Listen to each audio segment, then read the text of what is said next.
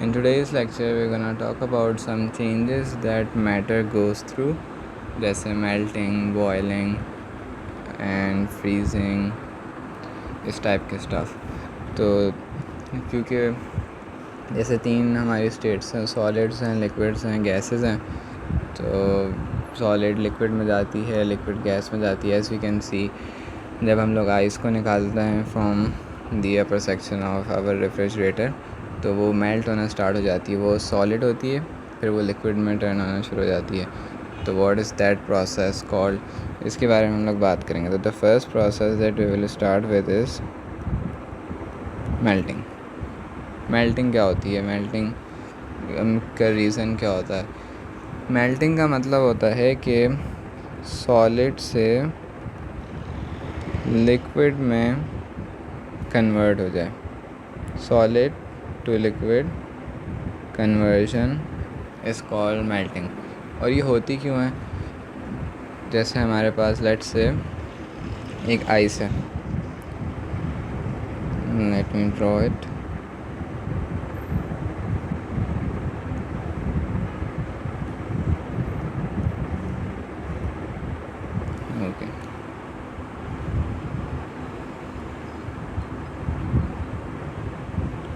Okay, so we have a ice and let's say we took it out from refrigerator, और जब हम लोगों ने उसको निकाला तो आफ्टर सम टाइम क्या हुआ कि वो लिक्विड में कन्वर्ट हो गया।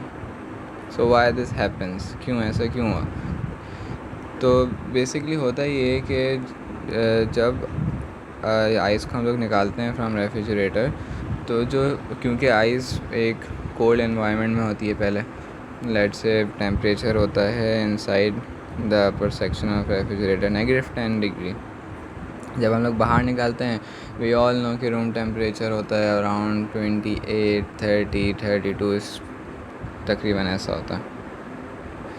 तो होता बेसिकली ये है कि -10 में ये सॉलिड होता है, और जब हम लोग बाहर निकालते हैं तो हीट जो है वो बाहर ज़्यादा हॉट होता है। तो हीट क्या करती है? हीट इधर जाती है, इधर इसमें आइस में, और आइस में जो पार्टिकल्स होते हैं, क्योंकि वी ऑल नो कि सॉलिड पार्टिकल्स से मिलके बना होता है, तो वो पार्टिकल्स उस हीट को गेन करते हैं।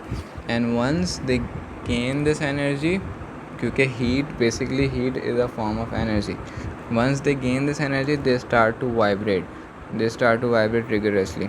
होता बेसिकली ये कि लेट्स से ये कुछ पार्टिकल्स हैं एंड इनको जो है वो हमने हीट दे दी, तो होगा क्या कि ये पार्टिकल्स वाइब्रेट करना स्टार्ट हो जाएंगे सारे, और एक दूसरे को पुश करेंगे। और अब वो जिस तरीके से पहले साथ रह रहे थे वैसे नहीं रहेंगे। अब वो क्या करेंगे? थोड़े थोड़े दूर चले जाएंगे। नेट से एक इधर चला गया, एक इधर चला गया, क्योंकि उनके पास एनर्जी आ गई। जब एनर्जी आ गई तो वो वाइब्रेट करने लगे फास्टर, और फास्टर की वजह से वो दूर दूर होगा। तो ये जो है वो सॉलिड है, सॉलिड से वो लिक्विड में चलेगा। This is the phenomena that is actually happening कि once you take out the ice from the upper section of refrigerator, तो होता क्या है कि जो हीट होती है, क्योंकि बाहर का ज़्यादा हॉट होता है as compare to the fridge, तो वो हीट जाती है इनटू योर आइस, वो आपको पार्टिकल्स को मिलती है। Particles once they gain this heat they start to vibrate quickly, और बहुत सारे पार्टिकल्स एक दूसरे से दूर होना शुरू हो जाते हैं। That results into a separation of particles, मतलब थोड़े दूर दूर हो जाते हैं, और उनके बीच में जो फोर्स होती है। अच्छा, अब ये एक क्वेश्चन है कि आपने तो कहा था कि इनको जो है वो फोर्सेस ने वो करके रखा हुआ है, होल्ड टुगेदर करके रखा हुआ है, तो फिर क्यों ये दूर चले गए? तो फोर्सेस ने बिल्कुल होल्ड करके रखा हुआ है। सॉलिड के अंदर strong, let me right it, solid के अंदर जो है वो स्ट्रॉन्ग इंटरमॉलिक्यूलर फोर्सेस होती ज़रूर हैं, लेकिन वंस अब आइस है, आइस को आप फ्रिज में रखे रहेंगे वो थोड़ी मेल्ट होगी, वो तो वैसे ही रहेगी। तो मतलब स्ट्रॉन्ग इंटरमोलिकुलर फोर्सेस जो हैं उन्होंने उसको मतलब बॉन्ड करके रखा हुआ है, जितने भी वो सारे हैं पार्टिकल्स। लेकिन जब उनको एनर्जी मिल जाती है पार्टिकल्स को, तो क्या होता है कि जब उनको एनर्जी मिल गई तो अब दे विल वाइब्रेट, और वो फोर्स से एक फ़ाइट करते हैं, फोर्स से लड़ने की कोशिश करते हैं, और eventually they overcome this force, और उसके बाद वो थोड़े दूर दूर हो जाते हैं, रिजल्टिंग कि सॉलिड लिक्विड में बन जाता है, मेल्टिंग अकर्स। तो बेसिकली होता क्या है, and this is nice answer that you can write कि इन मेल्टिंग प्रोसेस क्या होता है, when we provide heat to solid, particles in this particles in it gains का मतलब वो उसे गेन कर लेते हैं, उसे वो जो है वो अपने पास रख लेते हैं। particles in it gain heat, as heat is a form of energy. Heat basically एक एनर्जी की बहुत फॉर्म होती हैं, तो उसमें one of the form is heat. तो हीट एक फॉर्म ऑफ एनर्जी है। And in our last class we talked about कि अगर किसी चीज़ में एनर्जी होगी तो वो वर्क कर पाएगा, वो मूवमेंट कर पाएगा। तो इसी तरीके से पार्टिकल्स में जब हीट जब हम देते हैं तो पार्टिकल्स में जब ये एनर्जी आ जाती है तो वो क्या करते हैं, मूव करने लगते हैं। They start to move, they start to vibrate faster. तो जिसकी वजह से क्या होता है कि वो फिर इवेंचुअली फोर्स को ओवरकम कर लेते हैं। और क्योंकि वो वाइब्रेट करते हैं, मोशन करते हैं, तो उसके वजह से जो ये एनर्जी, इससे स्पेसिफिकली वी लर्न, हम इसे क्या कहते हैं, काइनेटिक एनर्जी कहते हैं। तो as heat is a form of energy and they start to move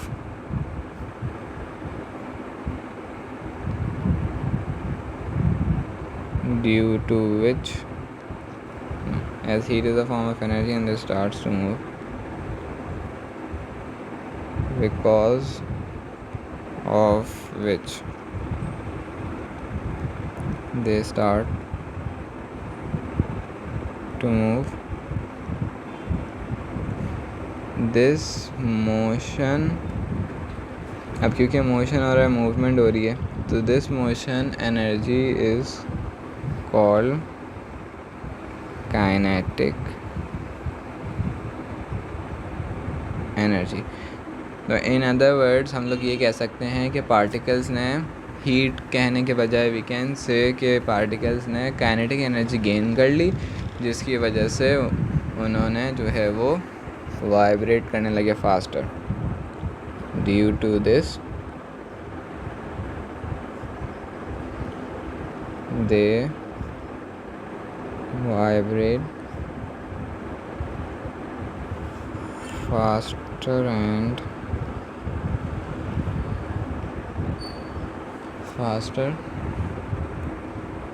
leading to separation.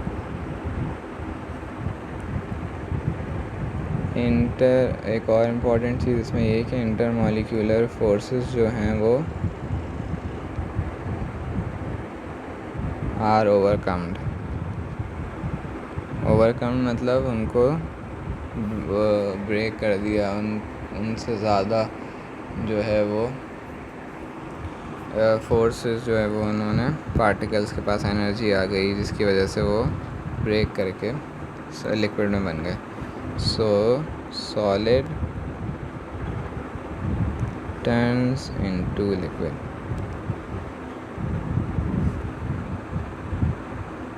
So this was the phenomena of melting. Basically होता क्या है कि melting कहते हैं solid to liquid की conversion को, और इसकी एक एग्जांपल है, सिंपल एग्जांपल है, when you take out ice का melting point होता है 0 डिग्री।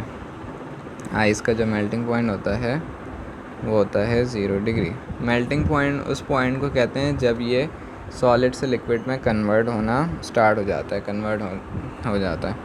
होना स्टार्ट हो जाता है। तो जब हम लोग उसको -10 डिग्री से बाहर निकालते हैं, क्योंकि बाहर का टेम्परेचर तो 32 डिग्री है, ये तो फार अबव है 0 डिग्री से, तो होता क्या है कि जो हीट होती है वो इन पार्टिकल्स में जाती है और ये पार्टिकल्स वाइब्रेट करना स्टार्ट करते हैं। जैसे वाइब्रेट करना स्टार्ट करते हैं, क्योंकि ये एक मोशन परफॉर्म कर रहे हैं, मूवमेंट हो रही है, सो वी कैन से कि जो एनर्जी है, जो हीट है, वो एक फॉर्म ऑफ एनर्जी है फर्स्ट ऑफ ऑल, और जो एनर्जी है क्योंकि ये मूवमेंट हो रही है तो काइनेटिक एनर्जी। तो in other words all the way around अगर हम बात करें तो जब हम आइस को निकालते हैं तो काइनेटिक एनर्जी पार्टिकल्स में जाती है, जिसकी वजह से होता है क्या है कि वो वाइब्रेट करना स्टार्ट करते हैं, फास्टर एंड फास्टर वाइब्रेट करते हैं, और जो उनकी फोर्सेस होती हैं उनके बीच में, जो उनको इंटैक्ट रखी हुई होती हैं, उसको ओवरकम कर लेते हैं। एंड वंस दिस हैपन, फिर होता है क्या है कि पार्टिकल्स इसमें एज़ कम्पेयर टू सॉलिड्स, जैसा हमने पढ़ा है, वो थोड़े दूर दूर हो जाते हैं।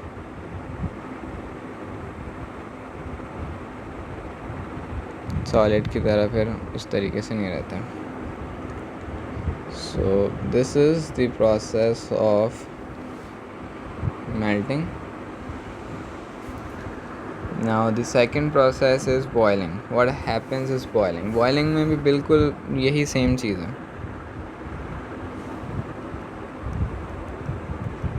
बॉयलिंग में क्या होता है? बॉयलिंग हम कहते हैं the conversion of liquid to gas. It is a phenomena in which liquid to gas conversion होती है।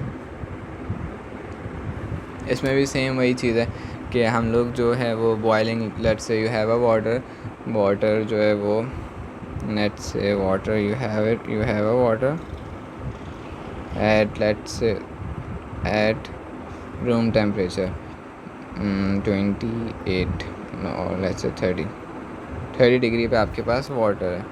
आपने क्या किया? आपने एक पैन लिया, उसको स्टोव पे रखा और आपने जो है वो स्टोव ऑन कर दिया। Once you open the stove, होता क्या है कि जो हीट होती है वो वाटर गेन करना स्टार्ट करता है। जब वाटर गेन करना स्टार्ट करता है, वाटर का बॉइलिंग पॉइंट क्या होता है? वाटर का जो बॉइलिंग पॉइंट होता है वो होता है 100 डिग्री। तो जब 100 डिग्री रीच होता है तो वाटर जो है वो लिक्विड से गैस में कन्वर्ट होना शुरू हो जाता है। आपको फिर वो स्टीम, समटाइम्स देखा होगा कि पैन में वाटर है, उसको आपने रखा स्टोव पे, यू फॉरगॉट अबाउट इट, और जब आपने जाके देखा तो स्टीम जो है बन रही है, या फिर अगर आपने लिड रखी है तो लिड पे जो है वो एक वाइट सा वाटर, जो वाइट सी स्टीम उस पर अटैच हुई है, जब आपने हटाई तो एक स्टीम निकलती है। सो वो होती है इस वजह से क्योंकि उसका बॉइलिंग पॉइंट रीच हो गया होता है। तो अगर आप थर्मामीटर कभी डालेंगे जब बॉइलिंग हो रही होगी, जब वाटर स्टीम में बन रहा होगा, तो उसका टेम्परेचर अप्रॉक्सीमेटली 100 आ रहा होगा। This is the reason. इसमें भी सेम वही चीज़ है, सेम फिनोमेना है ये भी मेल्टिंग के जैसा, सेम फिनोमेना एज मेल्टिंग। इसका भी बिल्कुल वैसे ही आंसर है। And what is that? When we heat liquid,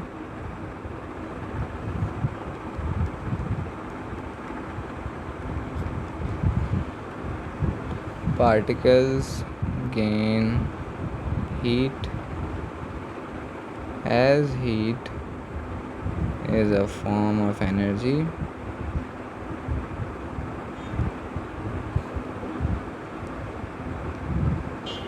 and particles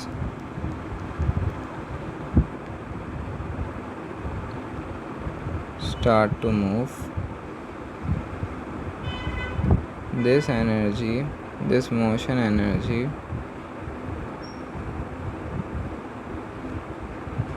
is called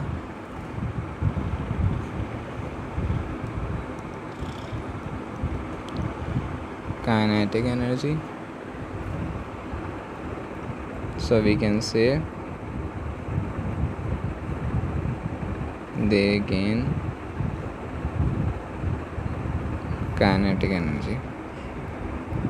मतलब if you want to write this in exam, तो आप लिख सकते हैं कि as heat is a form of energy and particles starts to move, this motion energy is called kinetic energy, so we can say they gain kinetic energy, ये भी लिख सकते हैं। और डायरेक्ट ये भी लिख सकते हैं कि दे गेन काइनेटिक एनर्जी, दे गेन काइनेटिक एनर्जी, ये भी लिख सकते हैं। But I will suggest you कि आप लोग वो लिख लें, बिकॉज वो ज़्यादा एक थॉरो है और ज़्यादा एग्जामिनर को इंडिकेट करेगा कि यू हैव नॉलेज कि बेसिकली होता है क्या। एनर्जी की भी उसमें थोड़ी बात है कि यू नो एक्चुअली कि heat is a form of energy, energy की डेफिनेशन वगैरह। सो या अब इसकी वजह से क्या होता है, इसकी वजह से ये होता है कि they starts, they vibrate faster and force intermolecular forces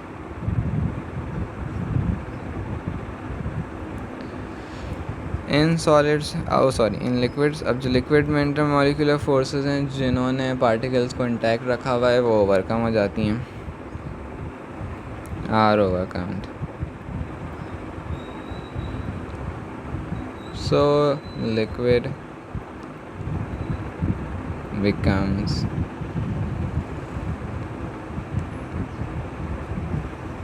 gas।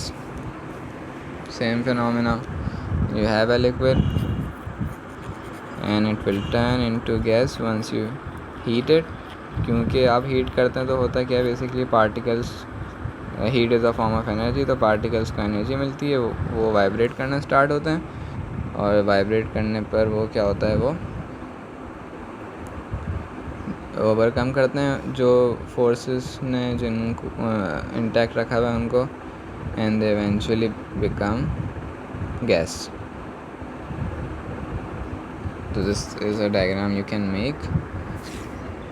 Now the third one is freezing। अच्छा, फ्रीजिंग से पहले मैं एक जनरल आंसर लिखवा देता हूँ आपको कि अगर बॉयलिंग का पूछ ले एग्जामिनर या फिर अगर मेल्टिंग का बोल दे वो, तो अगर आपको आंसर लिखना हो तो how you can write exam.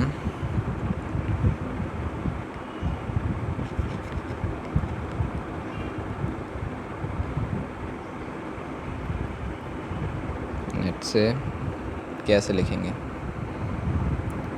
As heat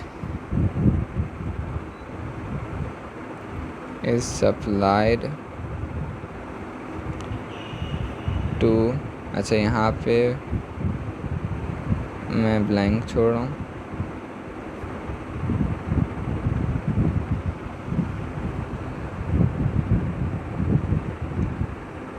particles kinetic energy, sorry, particles gain heat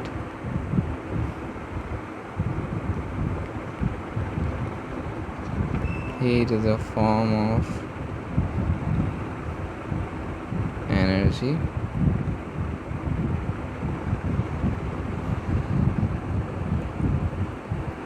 and particles start to move। This motion energy is called kinetic energy। Again you can skip all of this, direct ये भी लिख सकते हैं kinetic energy increases, वो भी बिल्कुल ठीक है, it's completely your choice। As kinetic energy increases,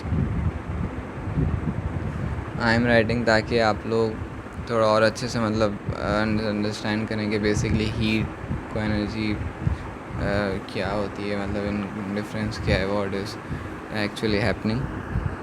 kinetic energy increases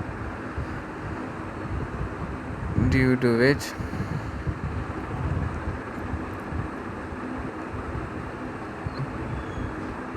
particles vibrate faster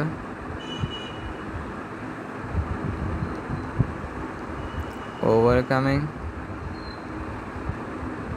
intermolecular forces.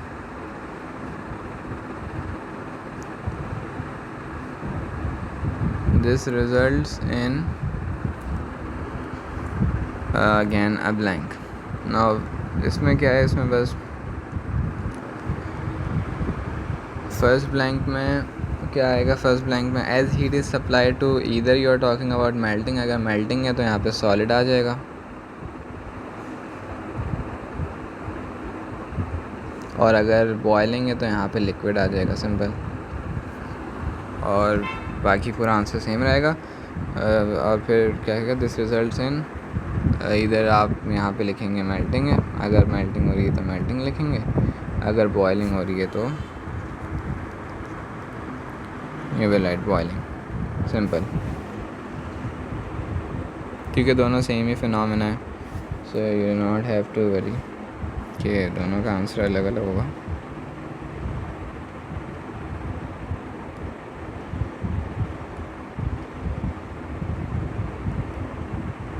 Okay,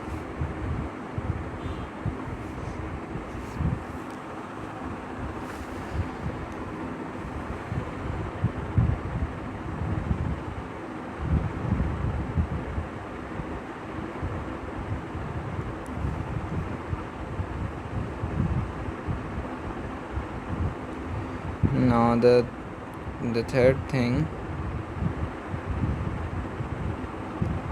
is freezing. Let's talk about freezing. Freezing जो है वो बिल्कुल ऑपोजिट है कि लिक्विड से सॉलिड की कन्वर्जन को हम लोग फ्रीजिंग कहते हैं, लिक्विड टू सॉलिड कन्वर्जन। उसमें हीट जो है वो गेन होती है मेल्टिंग में, तो सॉलिड लिक्विड बनता है, तो यहाँ पे हीट जो है वो लॉस्ट होगी, जिसकी वजह से लिक्विड वापस से सॉलिड बन जाता है।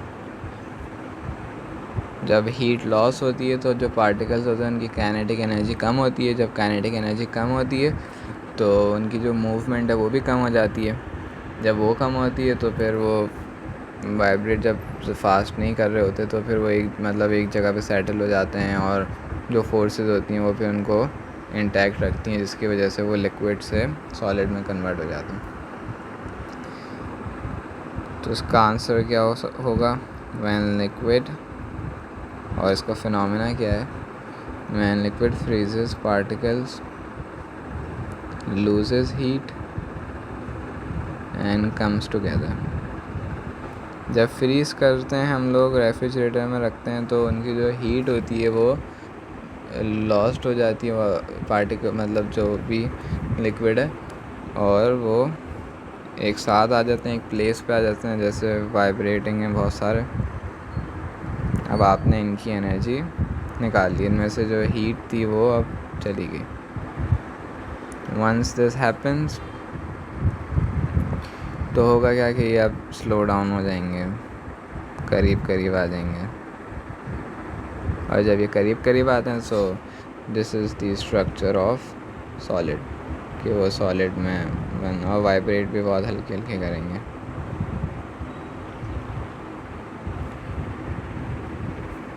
So this happens when liquid freezes, particles loses heat and comes together.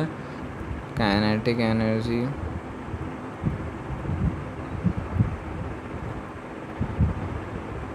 decreases, intermolecular forces बिल्कुल opposite है what we have written above.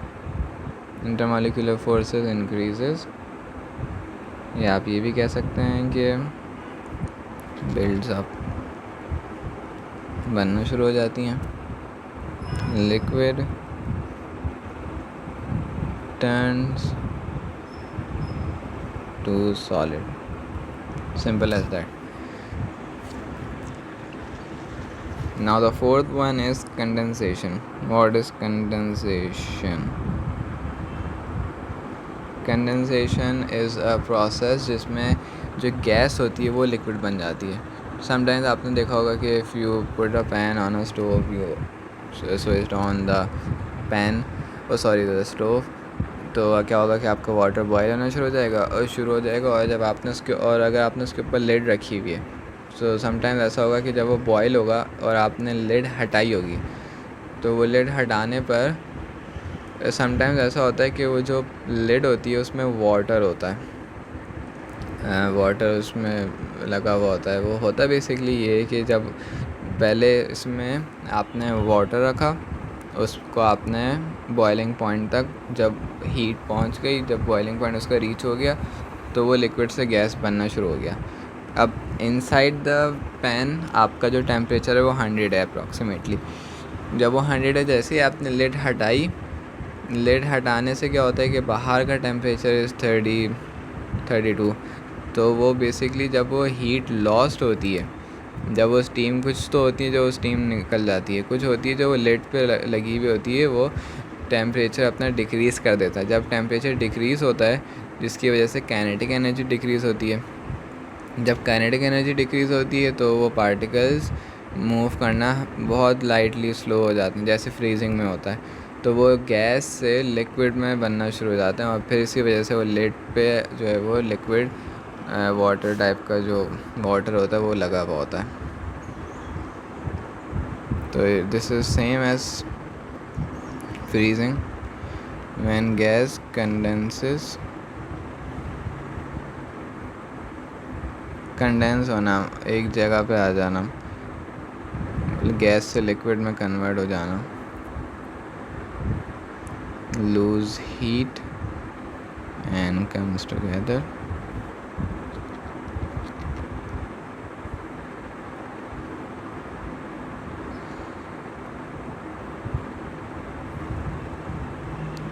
temperature decreases. You can write this kinetic energy, temperature वाली बात लिख लें, otherwise नहीं लिखें, कोई issue नहीं है। And kinetic energy decreases,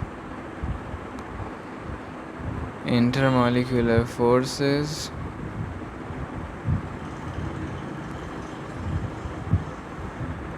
build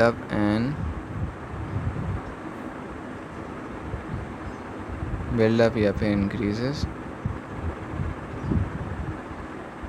let's do it the other way around, increases या फिर build up,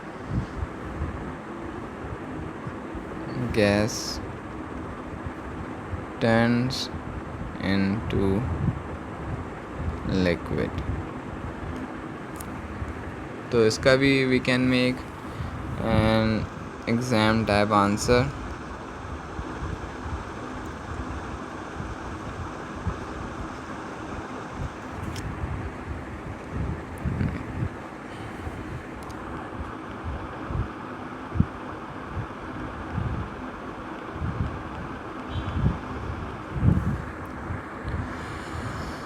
तो एग्ज़ाम टाइप आंसर क्या होगा इसमें?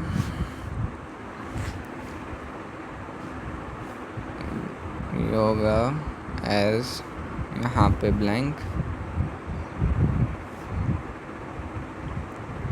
Is cooled,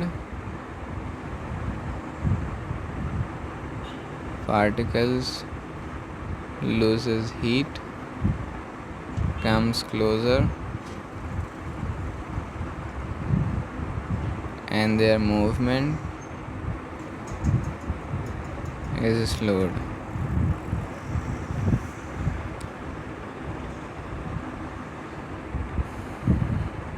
Temperature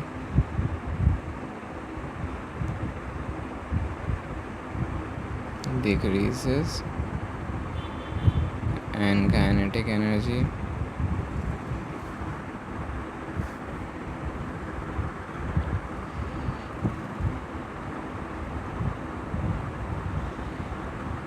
decreases.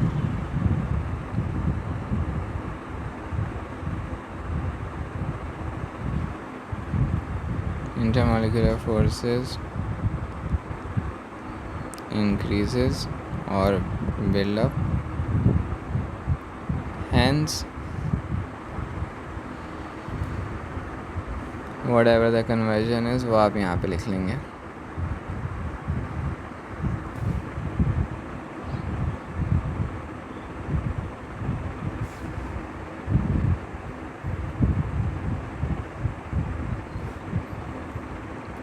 Okay, सो फिर इन द ब्लैंक्स में क्या होगा, यहाँ या तो यहाँ पे लिक्विड आएगा और यहाँ पे गैस आएगा। As liquid is cooled, particles loses heat, comes closer, and their movement is slower. Temperature decreases and kinetic energy decreases. Intermolecular forces increases / build up. Hence, what will happen? Liquid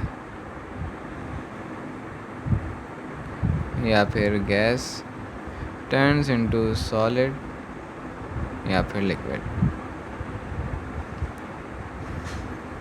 अगर liquid है तो वो यहाँ पे liquid आएगा, वो solid बन जाएगा क्योंकि फ्रीजिंग होगी। अगर गैस है तो वो गैस टर्न्स इनटू लिक्विड, तो वो कंडेंसेशन होगी। सो बेसिकली होता है क्या है कि जब पार्टिकल्स हीट को गेन करते हैं तो उनके पास काइनेटिक एनर्जी आ जाती है, टेम्परेचर इंक्रीज़ हो जाता है, जिसकी वजह से वो वाइब्रेट करने लगते हैं फास्टर और वो इंटरमॉलिक्यूलर फोर्सेस को बिल्डअप कर देते हैं और इंटरमॉलिक्यूलर फोर्सेस को ओवरकम कर देते हैं। वंस दिस हैपन तो वो थोड़े दूर दूर हो जाते हैं और सॉलिड या तो लिक्विड में कन्वर्ट हो जाता है या फिर अगर लिक्विड है तो वो गैस में कन्वर्ट हो जाता है। और फ्रीजिंग और कंडेंसेशन में क्या होता है कि जब हीट लॉस्ट होती है, टेम्परेचर डिक्रीज़ होता है, काइनेटिक एनर्जी भी डिक्रीज़ होती है, पार्टिकल्स की मूवमेंट स्लो हो जाती है, इंटरमॉलिक्यूलर फोर्सेस इंक्रीज़ होना शुरू हो जाती हैं, बिल्डअप होना शुरू हो जाती हैं, जिसकी वजह से अगर लिक्विड है तो वो सॉलिड बन जाएगा या अगर गैस है तो फिर वो लिक्विड बन जाएगी। तो दिस इज़ द 4 प्रोसेस। अब हम बात करेंगे the 5th one and that is sublimation. Now this is a unique one. इसमें बेसिकली होता है क्या है कि सॉलिड जो है वो डायरेक्टली गैस बन जाता है, वो लिक्विड नहीं बनता, डायरेक्टली गैस बन जाता है।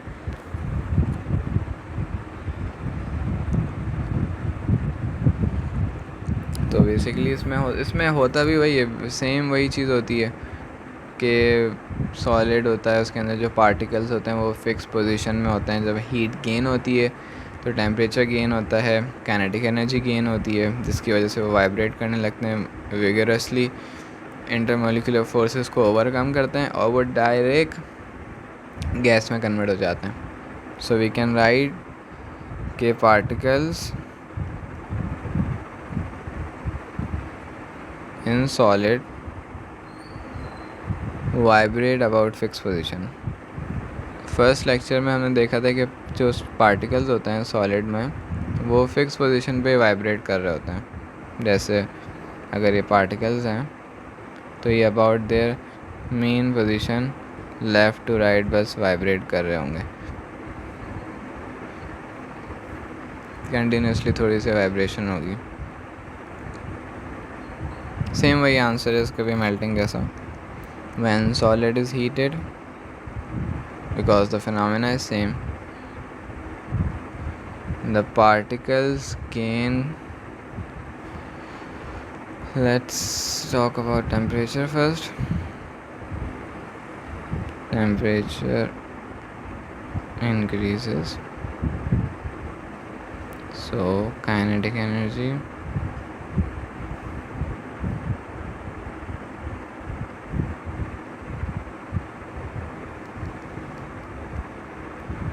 increases.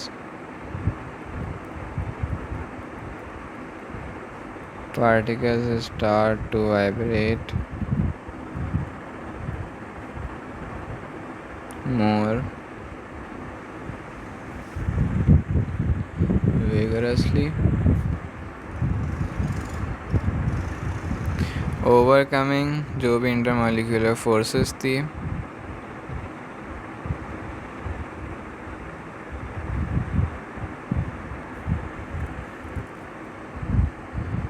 these particles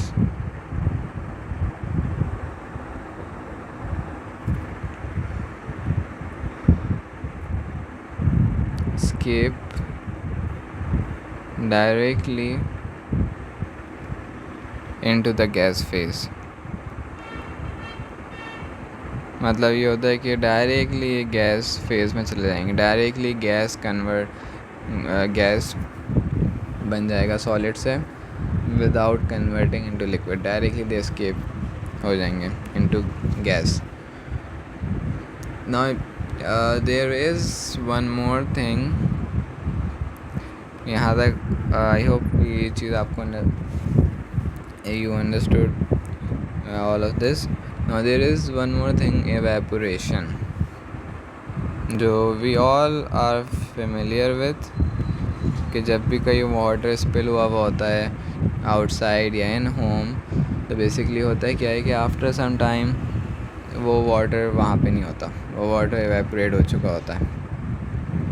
बेसिकली जो लिक्विड होता है वो गैस में कन्वर्ट हो चुका होता है। And this is a natural process. ये एक नेचुरल प्रोसेस है, मतलब आपने उसको कोई हीट नहीं दी थी। आपने ऐसा नहीं किया था कि अगर फ्लोर पे वाटर है तो आपने जो है वो उसको हीट प्रोवाइड करना शुरू कर दी फ्रॉम हीटर। नहीं, अगर आप उसको वैसे भी छोड़ दें तो सम टाइम वो जो लिक्विड है वो गैस में कन्वर्ट हो जाता है। हाँ, to increase the rate of evaporation, मतलब ताकि ज़्यादा जल्दी एवेपोरेट हो जाए, समटाइम्स फ़ैन की स्पीड को इंक्रीज़ कर देते हैं, जिसकी वजह से जो है वो जल्दी एवेपोरेट हो जाता है। तो बेसिकली होता है क्या है, ये होता है क्यों है, what is the reason. Basically जब लिक्विड होता है, let's say we have a liquid, और लिक्विड में कुछ पार्टिकल्स होते हैं जो कि अब पार्टिकल्स हैं वो मूव कर रहे हैं, तो मूव करने के लिए वी ऑल नो एनर्जी चाहिए। सम पार्टिकल्स के पास एनर्जी ज़्यादा होती है as compare to other. Some particles के पास जो एनर्जी होती है वो ज़्यादा होती है as compare to other. Let's say ये कुछ पार्टिकल्स हैं,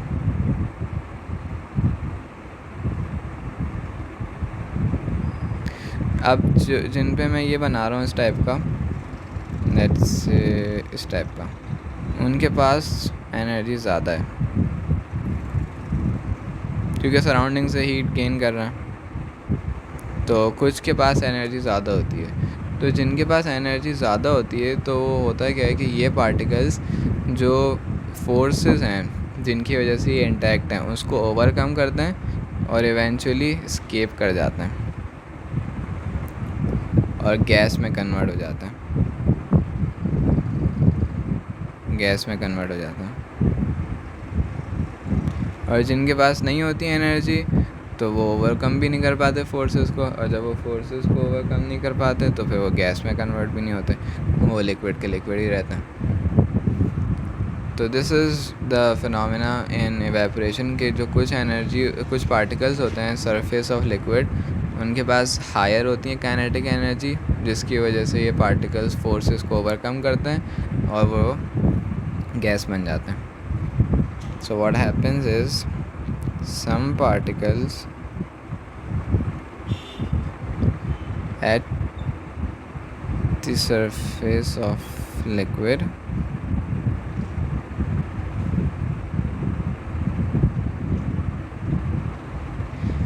have higher kinetic energy. ये particles, these particles overcome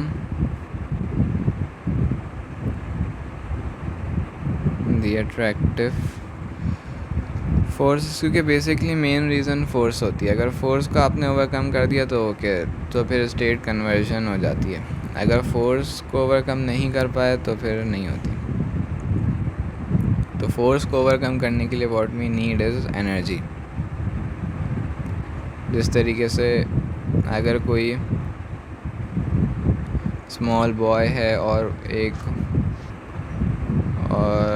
जो स्मॉल बॉय है और एक लेट्स से एक बहुत बड़ी सी वॉल है, तो अगर उसको जो है वो और लेट्स से अगर बॉय और ज़्यादा बड़ी वॉल नहीं है, थोड़ी सी बड़ी है उससे, इवन उसके लिए भी बॉय को एनर्जी चाहिए होगी टू ओवरकम दैट, तो उसको क्लाइम कर सके।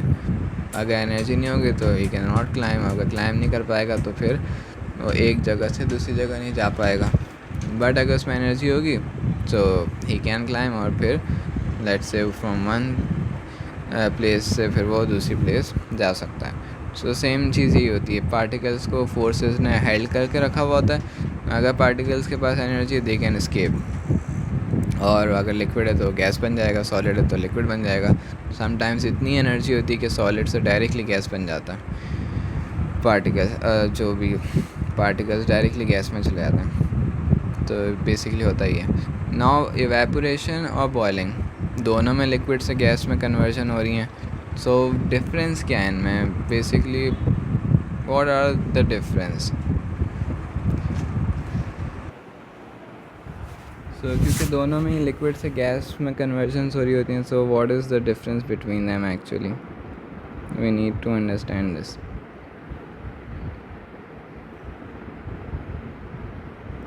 Evaporation and boiling.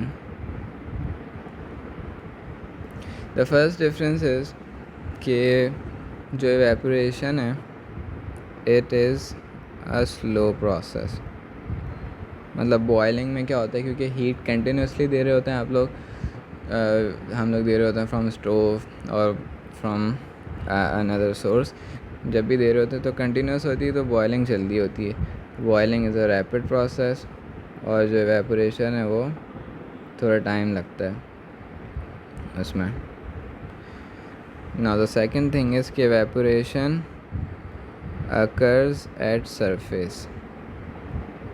मतलब जो सरफेस पे लिक्विड, जिनके पास पार्टिकल्स जो लिक्विड के होंगे, जिनके पास एनर्जी ज़्यादा होगी, वो ही सिर्फ गैस में बन पाएंगे। While boiling occurs through out. मतलब आपके जो पैन में लिक्विड होगा उसके थ्रू आउट हीट जा रही होगी, और वो पूरा लिक्विड पे जो है वो टेम्परेचर यूनिफॉर्म होगा। इसी तरीके से the third thing is boiling जो होती है वो होती है बॉइलिंग होती है eight fix temperature. occurs at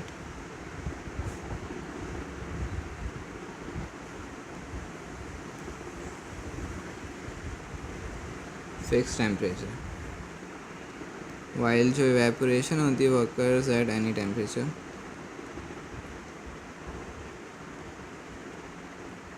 इसके लिए कोई टेम्परेचर नेसेसरी नहीं होता। जैसे बॉइलिंग होती है वाटर की 100 पे होती है, तो वो एक फ़िक्स टेम्परेचर है। इसी तरीके से द फोर्थ वन इज़ वो है कि इवेपोरेशन में बबल्स आर नॉट फॉर्म्ड। मतलब जब आपके पास वाटर स्पिल होता है ऑन द ग्राउंड, तो हम उस पर ये नहीं देखते कि बबल्स जो है वो हो रहे होते हैं, तो बबल्स नहीं होते उसमें। वाइल बॉइलिंग में बबल्स आर फॉर्म्ड। लेकिन बॉइलिंग के वक्त जब हम स्टोव पे पैन होता है और जब आप उसको हीट कर रहे होते हैं, तो जब उसका बॉइलिंग पॉइंट रीच होता है, तो जो लिक्विड होता है उसका टेम्परेचर 100 पे जब पहुंचता है, जब रीच होता है, तो बबल्स आपको दिखना शुरू हो जाता है। सो yes, this was our third lecture. In the next one we will talk about some curves हैं जिनके बारे में हम देखेंगे, जैसे हीटिंग कर्व, कूलिंग कर्व। जब गैस लिक्विड में या फिर सॉलिड लिक्विड में, लिक्विड गैस में जा रही होती है, तो उनका बेसिकली होता क्या है, कर्व किस तरीके से बनता है, किस तरीके से हीट जो है वो हम लोग वो करते हैं, रिप्रेजेंट करते हैं on a curve. Then we will talk about some relationship देखेंगे हम लोग कि टेम्परेचर और प्रेशर का रिलेशन क्या होता है विद गैस। अच्छा, सारे रिलेशनशिप एप्लीकेबल होते हैं ओनली ऑन गैसेस, तो गैसेस का देखेंगे। We gonna talk about gases and the last thing जो कि इस चैप्टर की, and that is diffusion. We will talk about that. So till then, stay safe, and I will see you in the next lecture. Thank you.